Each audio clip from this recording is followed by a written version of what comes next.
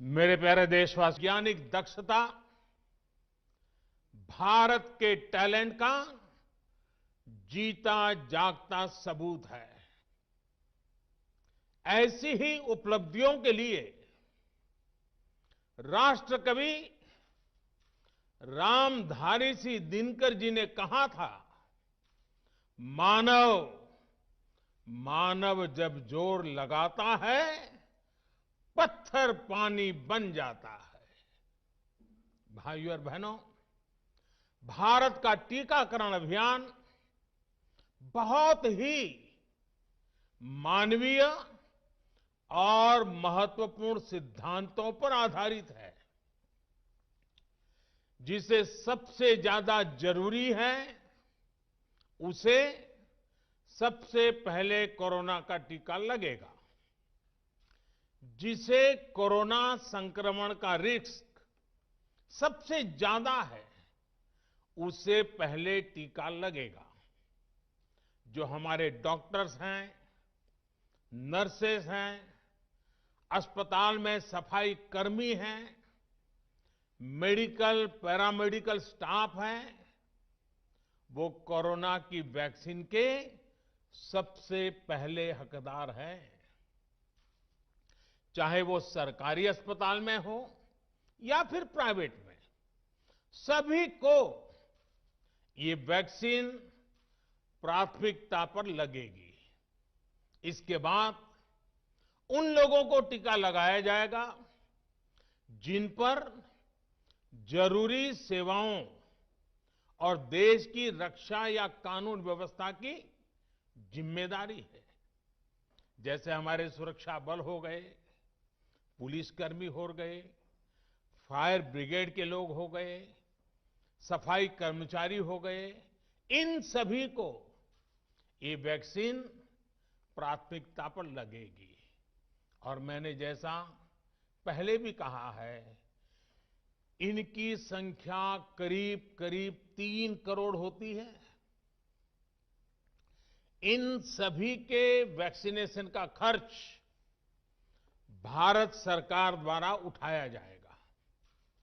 साथियों, इस टीकाकरण अभियान की पुख्ता तैयारियों के लिए राज्य सरकारों के सहयोग से देश के कोने कोने में ट्रायल्स किए गए हैं, ड्राई रन्स हुए हैं।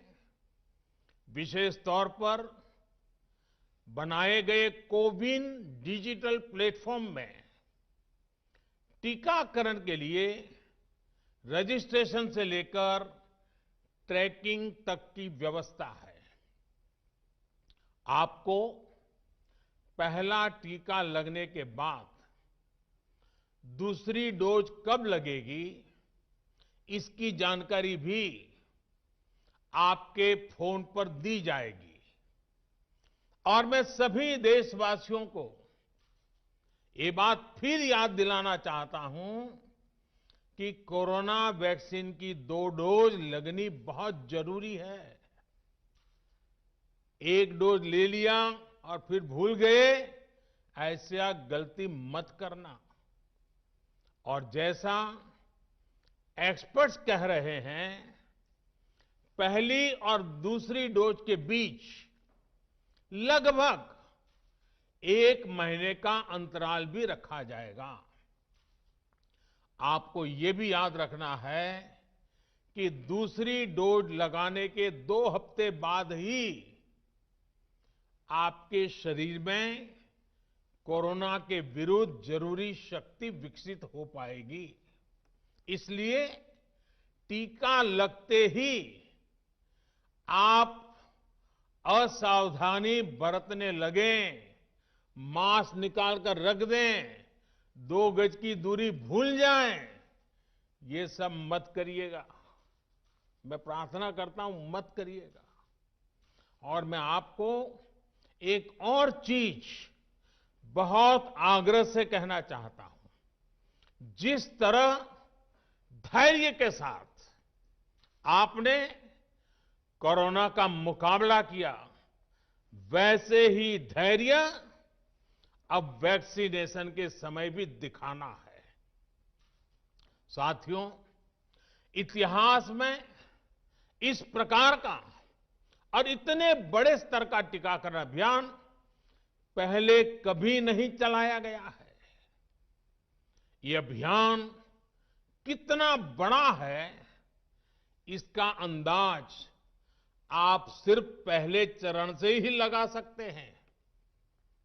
दुनिया के 100 से भी ज्यादा ऐसे देश हैं जिनकी संख्या 3 करोड़ से कम है, और भारत वैक्सीनेशन के अपने पहले चरण में ही 3 करोड़ लोगों का टीकाकरण कर रहा है। दूसरे चरण में हमें इसको 30 करोड़ की संख्या तक ले जाना है।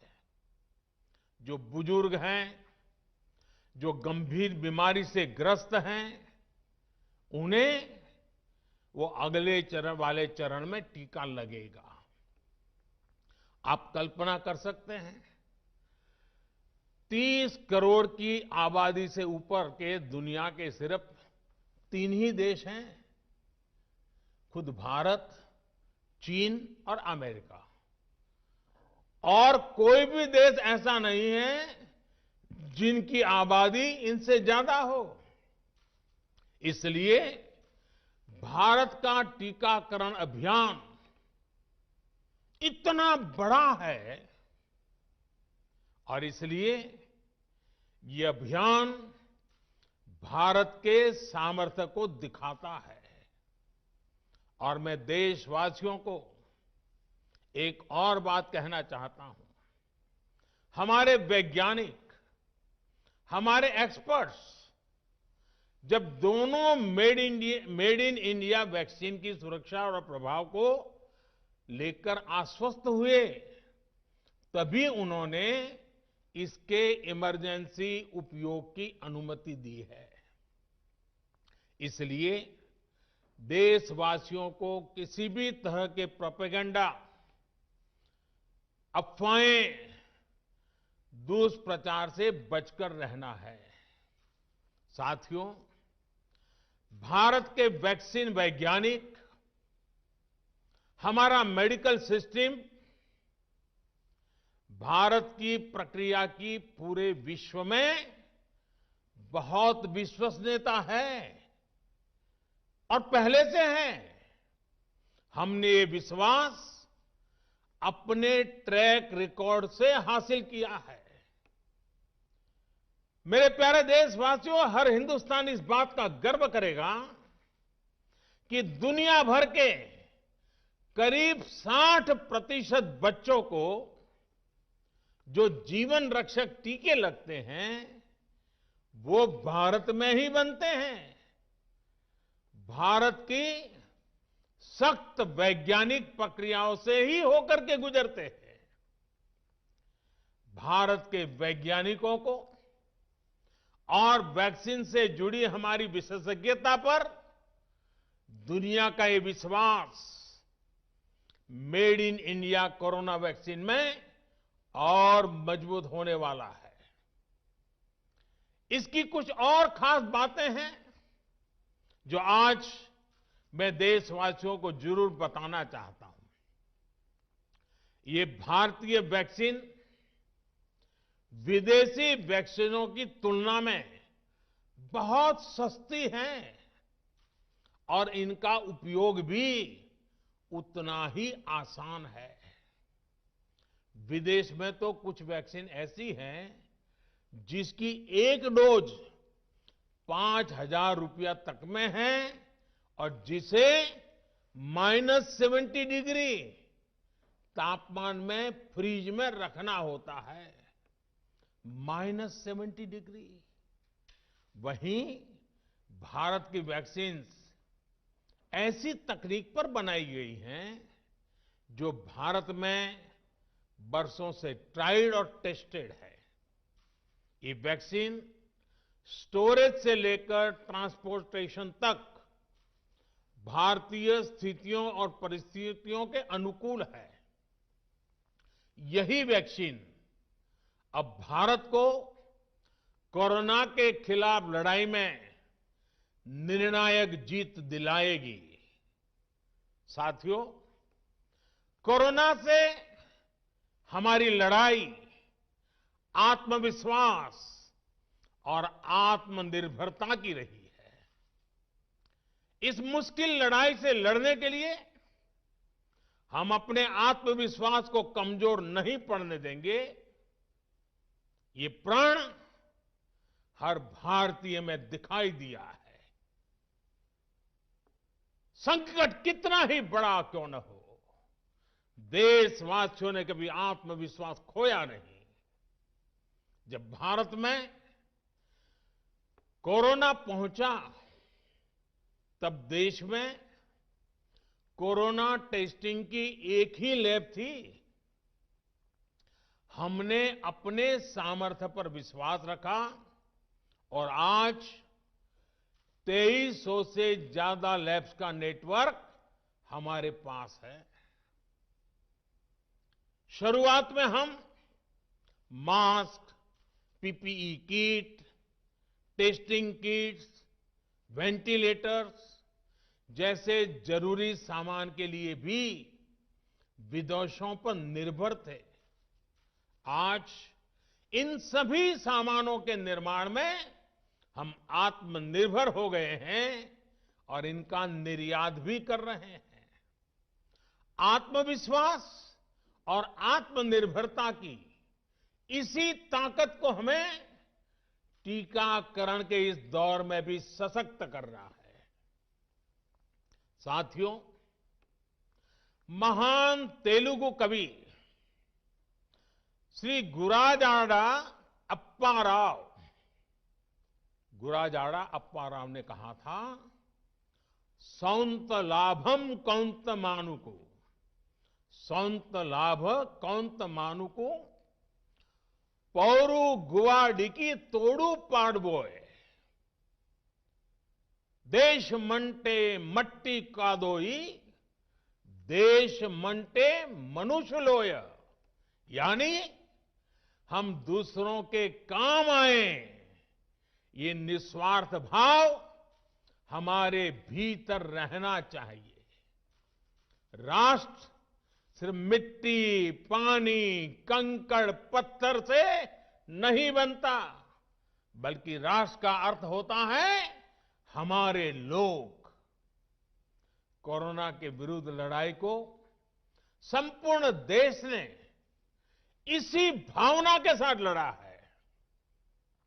आज जब हम बीते साल को देखते हैं, तो एक व्यक्ति के रूप में, एक परिवार के रूप में, एक राष्ट्र के रूप में हमने बहुत कुछ सीखा है, बहुत कुछ देखा है, जाना है, समझा है। आज भारत जब अपना टीकाकरण अभियान शुरू कर रहा है, तो मैं उन दिनों को भी याद कर रहा हूं। कोरोना संकट का वो दौर जब हर कोई चाहता था कि कुछ करें, लेकिन उसको उतने रास्ते नहीं सूझते थे।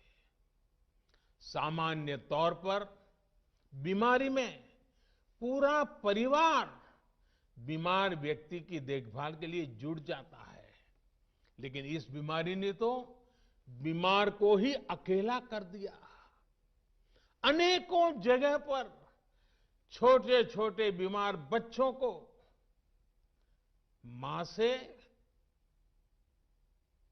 दूर रहना पड़ा। मां परेशान रहती थी, मां रोती थी, लेकिन चाहकर भी कुछ कर नहीं पाती थी।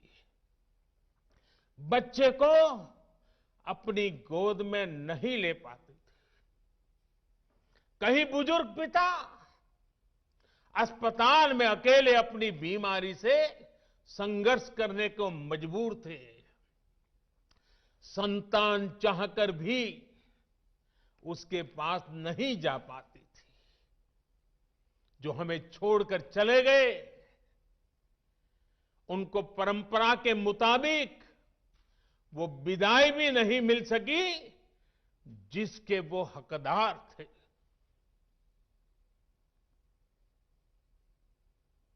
जितना हम उस समय के बारे में सोचते हैं, मन सिहर जाता है, उदास हो जाता है। लेकिन साथियों, संकट के उसी समय में, निराशा के उसी वातावरण में कोई आशा का भी संचार कर रहा था। हमें बचाने के लिए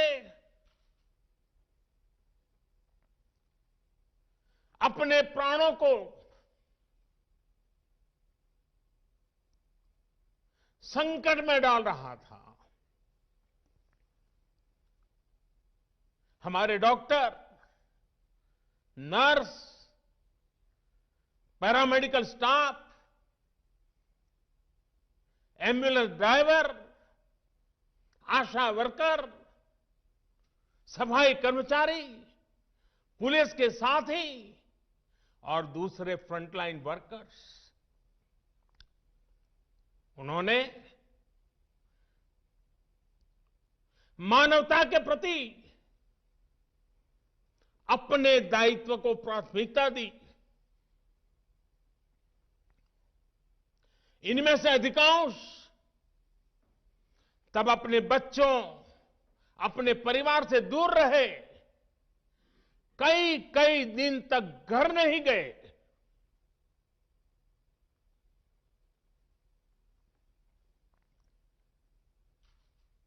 सैकड़ों साथी ऐसे भी हैं जो कभी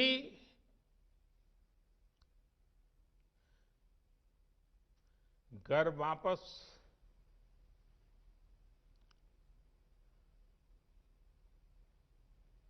लौट ही नहीं आ पाए। उन्होंने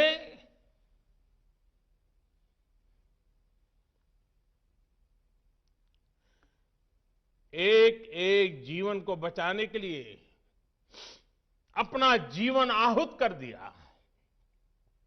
इसलिए आज कोरोना का पहला टीका स्वास्थ्य सेवा से जुड़े लोगों को लगाकर एक तरह से समाज अपना ऋण चुका रहा है। ये टीका उन सभी साथियों के प्रति कृतज्ञ राष्ट्र की आदरांजलि भी है। भाइयों और बहनों, मानव इतिहास में अनेक विपदाएं आई, महामारियां आई, भीषण युद्ध हुए, लेकिन कोरोना जैसी चुनौती की किसी ने कल्पना नहीं की थी। ये एक ऐसी महामारी थी जिसका अनुभव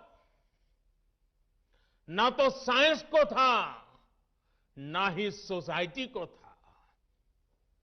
तमाम देशों से जो तस्वीरें आ रही थी, वो खबरें आ रही थी, वो पूरी दुनिया के साथ साथ हर भारतीय को विचलित कर रही थी। ऐसे हालात में दुनिया के बड़े बड़े एक्सपर्ट्स भारत को लेकर तमाम आशंकाएं जता रहे थे। लेकिन साथियों, भारत की जिस बहुत बड़ी आबादी को हमारी कमजोरी बताया जा रहा था, उसको ही हमने अपनी ताकत बना दिया। भारत ने संवेदनशीलता और सहभागिता को लड़ाई का आधार बनाया। भारत ने 24 घंटे सतर्क रहते हुए, हर घटनाक्रम पर नजर रखते हुए सही समय पर सही फैसले लिए। 30 जनवरी को भारत में कोरोना का पहला मामला मिला, लेकिन इसके 2 सप्ताह से भी पहले भारत एक हाई लेवल कमिटी बना चुका था। पिछले साल आज का ही दिन था जब हमने बाकायदा सर्वेलांस शुरू कर दिया था। 17 जनवरी 2020 वो तारीख थी जब भारत ने अपनी पहली एडवाइजरी जारी कर दी थी। भारत दुनिया के उन पहले देशों में से था जिसने अपने एयरपोर्ट्स पर यात्रियों की स्क्रीनिंग शुरू कर दी थी। साथियों, कोरोना के खिलाफ लड़ाई में भारत ने जैसी इच्छा शक्ति दिखाई है, जो साहस दिखाया है, जो सामूहिक शक्ति का परिचय करवाया है, वो आने वाली अनेक पीढ़ियों के लिए प्रेरणा का काम करेगा। याद कीजिए, जनता कर्फ्यू कोरोना के विरुद्ध हमारे समाज के संयम और अनुशासन का भी परीक्षण था, जिसमें हर देशवासी सफल हुआ। जनता कर्फ्यू ने देश को मनोवैज्ञानिक रूप से लॉकडाउन के लिए तैयार किया। हमने ताली, थाली और दिया जलाकर देश के आत्मविश्वास को ऊंचा रखा। साथियों, कोरोना जैसे अनजान दुश्मन जिसके एक्शन रिएक्शन को बड़े बड़े सामर्थ्यवान देश नहीं भांप पा रहे थे, उसके संक्रमण को रोकने का सबसे प्रभावी तरीका ही यही था कि जो जहां है वो वहीं रहे। इसलिए देश में लॉकडाउन का फैसला भी किया गया। यह निर्णय आसान नहीं था। इतनी बड़ी आबादी को घर के अंदर रखना असंभव है, इसका हमें एहसास था।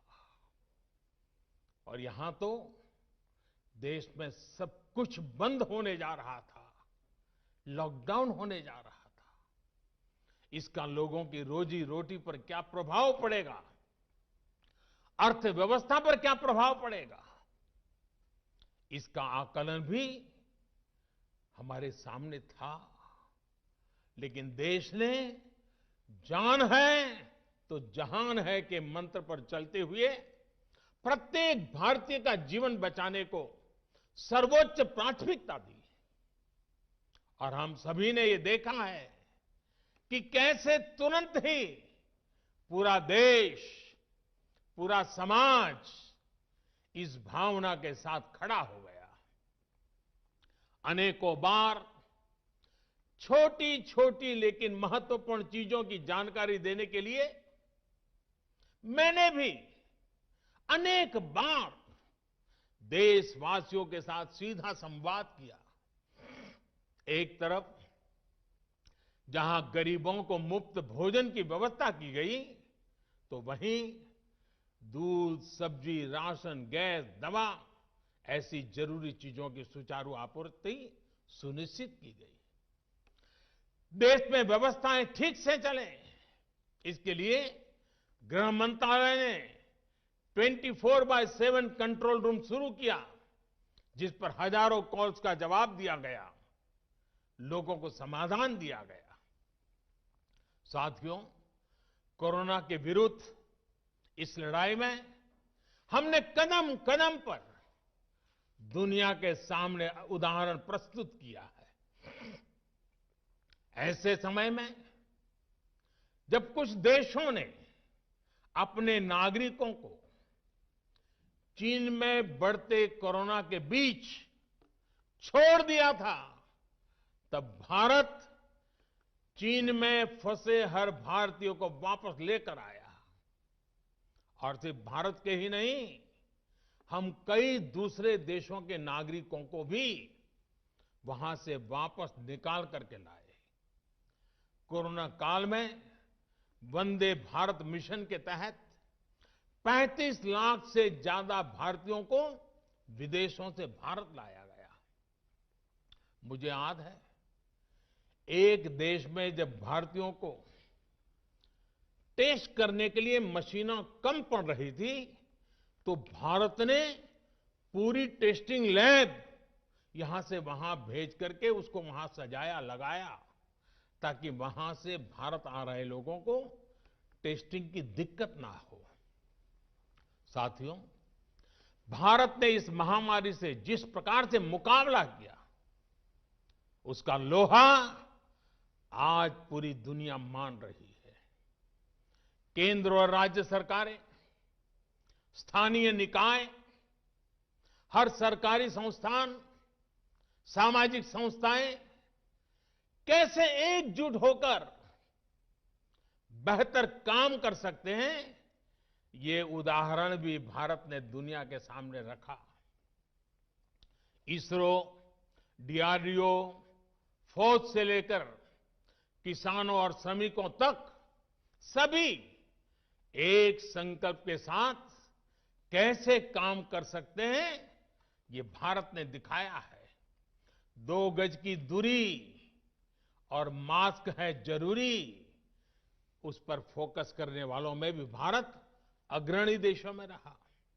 भाइयों और बहनों, आज इन्हीं सब प्रयासों का परिणाम है कि भारत में कोरोना से होने वाली मृत्यु की दर कम है और ठीक होने वालों की दर बहुत अधिक है। देश के कई जिले ऐसे हैं जहां एक भी व्यक्ति को हमें कोरोना की वजह से खोना नहीं पड़ा। इन जिलों में हर व्यक्ति कोरोना से ठीक होने के बाद अपने घर पहुंचा है। बहुत से जिले ऐसे भी हैं जहां बीते 2 सप्ताह से कोरोना संक्रमण का एक भी केस नहीं आया है। जहां तक कि लॉकडाउन के से प्रभावित अर्थव्यवस्था की रिकवरी में भी भारत दुनिया में आगे निकल रहा है। भारत उन गिने चुने देशों में है जिसने मुश्किल के बावजूद दुनिया के 150 से ज्यादा देशों में जरूरी दवाएं और जरूरी मेडिकल सहायता पहुंचाई। पैरासीटामोल हो, हाइड्रोक्सी क्लोरोक्विन हो, टेस्टिंग से जुड़ा सामान हो, भारत ने दूसरे देश के लोगों को भी बचाने की हर संभव कोशिश की।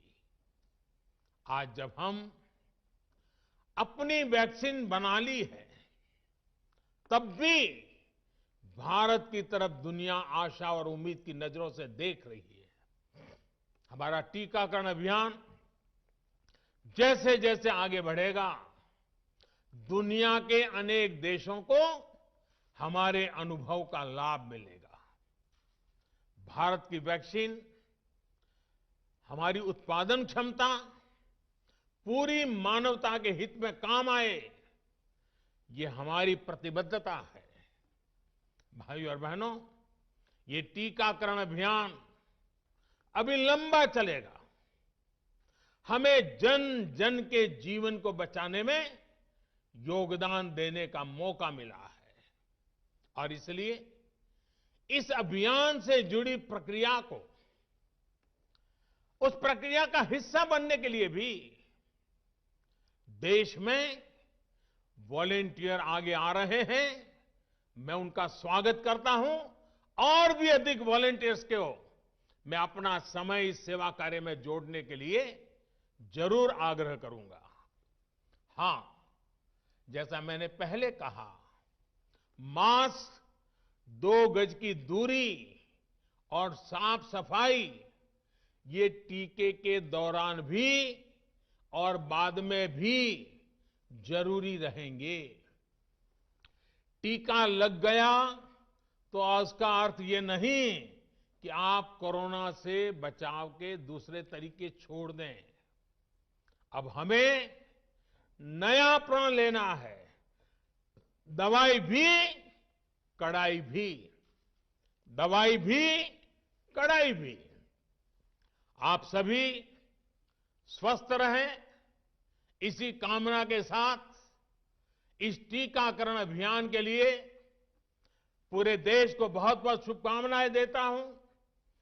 देश के वैज्ञानिकों का, रिसर्चर्स का, लैब में जुड़े हुए सब लोगों का, जिन्होंने पूरे साल एक ऋषि की तरह अपनी लैब में जीवन खपा दिया और ये वैक्सीन देश और मानवता को दी है। मैं उनको भी विशेष रूप से अभिनंदन करता हूं, उनका आभार व्यक्त करता हूं। मेरी आप सबको बहुत बहुत शुभकामनाएं हैं। आप जल्द इसका लाभ उठाएं, आप भी स्वस्थ रहें, आपका परिवार भी स्वस्थ रहे।